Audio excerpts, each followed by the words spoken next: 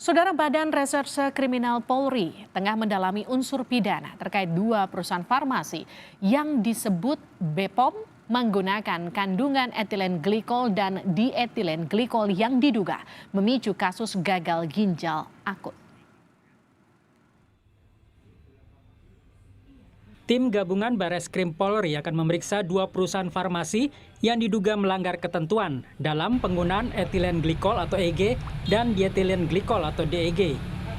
Pemeriksaan dalam rangka penyelidikan kasus gagal ginjal akut terhadap anak-anak.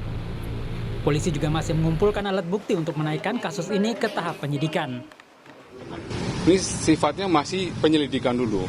Jadi mengumpulkan seluruh bahan-bahan yang dibutuhkan oleh penyidik, kemudian menganalisa, dan tentunya apabila nanti sudah cukup alat buktinya akan ditingkatkan dari penyelidikan menjadi penyidikan. Ini semuanya masih berproses. Ya. Sebelumnya, Kepala Badan Pengawas Obat dan Makanan BPOM, Penny Lukito mengatakan ada dua perusahaan farmasi yang akan ditindaklanjuti secara pidana terkait penggunaan etilen glikol dan dietilen glikol dengan konsentrasi sangat tinggi. Penggunaan EG dan DEG diduga menjadi pemicu gagal ginjal yang menyebabkan kematian. Dua industri farmasi sedang berproses untuk upaya penegakan hukum.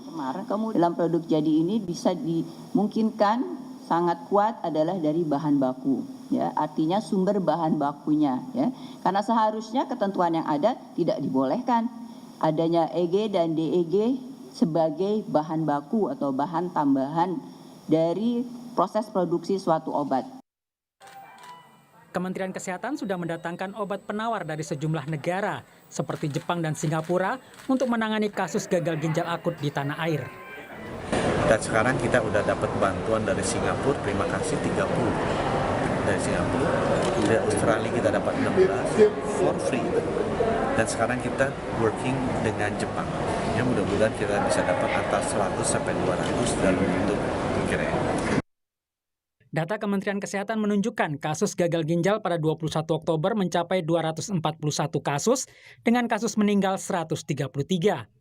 Sementara pada 24 Oktober tercatat ada 251 kasus gagal ginjal dan meninggal 143 kasus.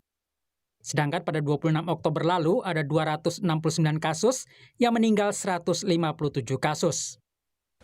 Pemerintah harus bergerak cepat menangani gangguan gagal ginjal yang menyerang anak-anak, sehingga kasus kematian tidak bertambah. Tim Liputan Kompas TV.